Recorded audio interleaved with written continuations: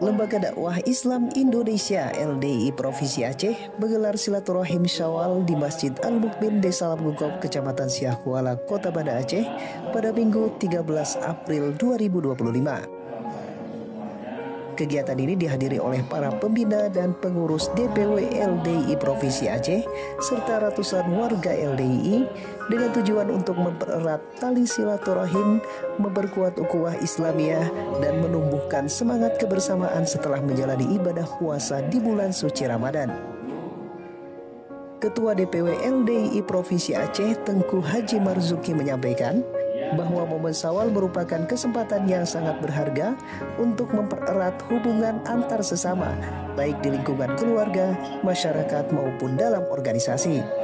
Alhamdulillah, salah satu temanya adalah setelah puasa bulan Ramadan dan Idul Fitri, kita jalin lebih erat lagi silaturahim antar sesama warga, dan salah satu upaya untuk peningkatan budi pekerti dan budi luhur kita pada setelah Lebaran. Silaturahim di bulan Syawal memiliki makna yang mendalam.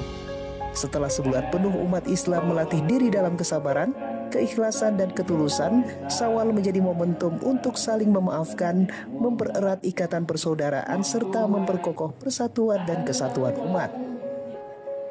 Melalui silaturahim ini, LDI berupaya memperkuat sinergi antar warga dan pengurus, serta memperkuat komitmen dalam menjalankan program dakwah dan pengabdian kepada masyarakat.